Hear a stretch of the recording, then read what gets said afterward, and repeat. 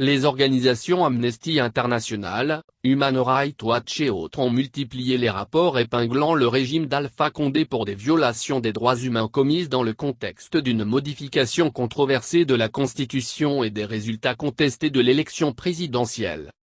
Ces défenseurs des droits de l'homme rapportent que des dizaines de personnes ont été tuées par des membres des forces de défense et de sécurité lors de manifestations.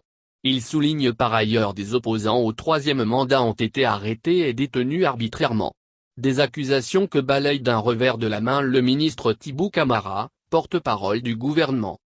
Nous avons dit que tant qu'État, nous sommes ouverts à discuter sur n'importe quelle question sans tabou.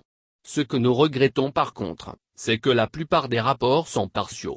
Ils ne tiennent compte que d'un seul son de cloche », commente le porte-voix du gouvernement.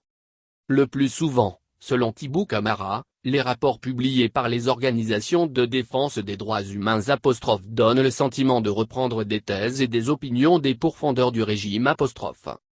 Il enseigne lorsque nous faisons un travail, il est important pour l'équilibre et la véracité des faits, d'écouter toutes les parties avant de tirer une conclusion.